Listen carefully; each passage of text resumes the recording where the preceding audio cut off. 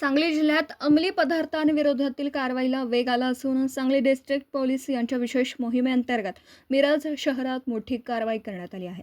नशामुक्त भारत अभियानाच्या पार्श्वभूमीवर महात्मा गांधी चौक पोलीस ठाण्याच्या पथकाने कैकाडी गल्ली परिसरात छापा टाकत एका संशयिताला ताब्यात घेतलं.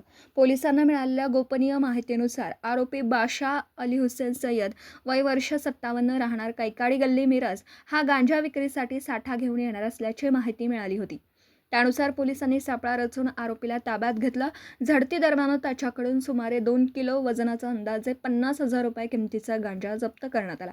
प्राथमिक तपासात हा गांजा मिरज परिसरात किरकोळ स्वरूपात विक्री आणि वितरण करण्यासाठी आणल्याचं निष्पन्न झालं. या प्रकरणी आरोपी विरोधात गुन्हा दाखल करण्यात आला असून पुढील तपास सुरू आहे. पोलीस अधिकाऱ्यांच्या मार्गदर्शनाखाली करण्यात आलेल्या या कारवाईमुळे अंमली पदार्थ विक्रेत्यांमध्ये खळबळ उडाली आहे. नागरिकांनी अशा बेकायदेशीर प्रकारांची माहिती पोलिसांना देण्याचं आवाहन करण्यात येत आहे. दिवसभरातील घडामोडींचा आढावा घेण्यासाठी पाहत रहा N24 मराठी न्यूज चॅनल.